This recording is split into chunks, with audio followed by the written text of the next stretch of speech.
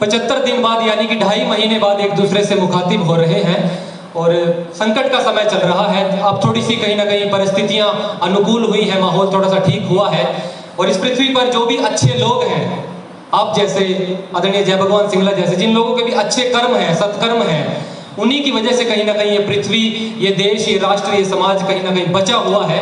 और हम सबकी इन काव्य गोष्ठियों के माध्यम से एक कोशिश ये भी रहनी चाहिए कि हम, क्योंकि ईश्वर ने हम सबको रचनाकार बनाया है, कलाकार बनाया है, हम अपनी कविताओं के माध्यम से, अपनी पंक्तियों के माध्यम से कुछ ऐसा सकारात्मक प्रेषित करें जिससे सकारात्मक संदेश समाज में जा सके और हम अपनी इन्हीं कोशिशों के माध्यम से अच्छा कर सकें, लोगों के दुख को बांटने का काम कर सकें। क्योंकि एक लघु कथा है जो मुझे पिछले दिनों स्मरण में आई, मैंने कहीं से पढ़ी। एक बार जंगल में आग लग गई और आसपास पेड़ पौधे बड़ी बुरी तरह से जलने लगे। पशु पक्षी सब इकट्ठे हो गए कि हम क्या करें, इस आग को कैसे बुझाएं। तो पास में खड़ी एक चिड़िया अपनी चोंच में पानी भर के लाती और उस आग पे डालती, वो पानी भर के लाती और उस आग पे डालती। उसके पास में खड़ा हुआ एक बहुत बड़ा गिद्ध, बहुत बड़ा बाज, उस चिड़िया का परिहास करता हुआ बोला कि तुम क्या समझती हो, तुम्हारा इतना कर देने भर से ये आग बुझ जाएगी।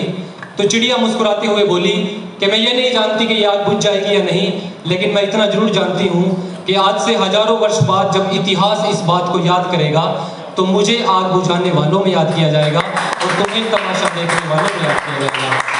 तो इस 2 मिनट की लघु कथा से हमें जो संदेश मिलता है वो ये है कि कोरोना महामारी के रूप में हमारे देश में जो आग बरस रही है, उस आग को बुझाने का काम कहीं ना कहीं हम सब लोगों को करना है।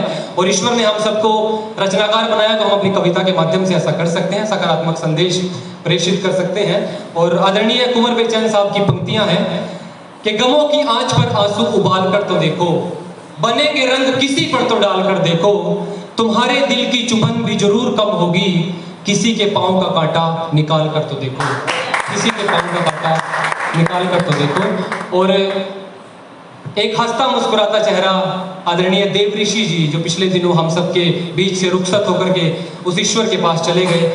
और यकीन नहीं हो रहा है कि एक हंसता मुस्कुराता चेहरा अपने आप में ही जो जिस भी शख्स से मिलता था तो उसे खुशियों में बांध लेता था, वो इतनी जल्दी हम सबसे विदा हो जाएगा।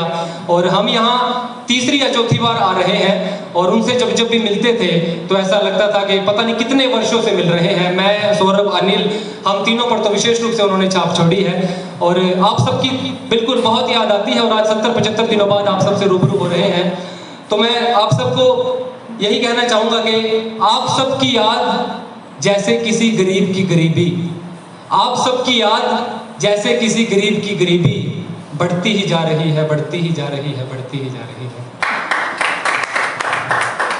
और मैं यकीनन सबसे छोटा हूं तो सिर्फ एक कोशिश की भांति हूं, आप सबसे सीख रहा हूं। कोई शब्द इधर उधर हो जाए, बात अगर मीटर से बाहर हो जाए तो मैं उसके लिए माफी भी चाहूंगा। अब और जिस परिस्थिति में हमारा देश है, ऐसे समय में हमें किसी भी प्रकार की नकारात्मक टिप्पणी से, किसी भी प्रकार की नकारात्मक बात से कहीं ना कहीं बचना चाहिए। और इन कार्यक्रमों के माध्यम से हम ये भी संदेश देना चाहते हैं कि पॉजिटिविटी जितनी ज्यादा होगी, क्योंकि मैं ब्रह्म सरोवर पे रहता हूँ, हमारी ब्रह्म सरोवर पे दुकान है, पिछले 32 वर्षों से है और मैं पिछले 12 वर्षों से दुकान पर हूँ अपने पापा के साथ। तो अभी 15-20 दिन पहले, सिंगला साहब भी वहाँ आते रहते हैं, अभी 15-20 दिन पहले वहाँ जो साधु संत रहते हैं उनका कोरोना का टेस्ट हुआ। और बड़ी कमाल की बात है कि 100 के करीब वहाँ साधु संत रहते हैं, उनका कोरोना का टेस्ट हुआ और उनमें से कोई भी पॉजिटिव नहीं पाया गया। इसका कारण क्या है? इसका कारण ये है कि कोरोना वहाँ आया, उसने देखा कि ये तो पहले ही पॉजिटिव है, तो यहाँ मेरी दाल नहीं गलने वाली, यहाँ से निकल लो। तो कहने का मतलब यही है कि हम पहले ही पॉजिटिव रहें, अपने आसपास का माहौल सकारात्मक बना लें, अपनी बातें अच्छी रखें, अपने सराउंडिंग्स में, अपने सानिध्य में कुछ ऐसे लोगों को रखें, अच्छी अच्छी किताबें पढ़ें, तो ये कोरोना जैसी बीमारियां फिर हमसे यकीनन कोसों दूर पहुंचेंगी। बलवान सर ने घोषणा की है कि अब तक की सबसे बढ़िया परफॉर्मेंस ये आपकी है और इसमें कहीं ना कहीं इस प्रांगण का भी योगदान है। और मैं 2 पंक्तियां इस प्रांगण के लिए कहना चाहूंगा कि बंद कमरों में कहाँ ऐसी सदाएं हैं, बंद कमरों में कहाँ ऐसी सदाएं हैं, ये तो हमारे प्रेरणा आश्रम की हवाएं हैं, ये तो हमारे प्रेरणा आश्रम की हवाएं हैं। और पिछले 2-3 महीनों में हमने भी जो कुछ हासिल किया है, यकीन मानिए वो इसी प्रांगण से, इसी मिट्टी से हासिल किया है, तो बहुत बहुत मुबारकबाद आपको।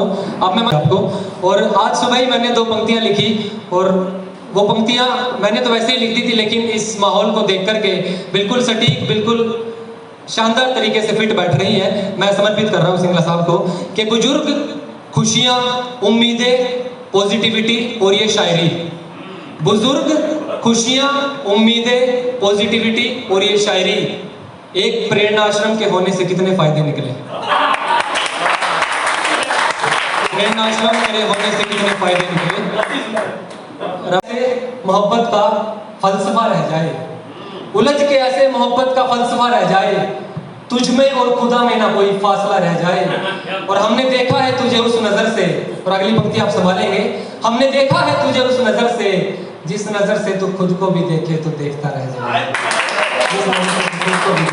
यार की बस्तियों के कारीगर, यार की बस्तियों के कारीगर नाज से जब इन्हें बुलाते हैं, यार की बस्तियों के कारीगर नाज से जब इनको बुलाते हैं, इनके पैरों की आहटें सुनकर रास्ते भी प्यार से बिछ जाते हैं, रास्ते भी प्यार से बिछ जाते हैं।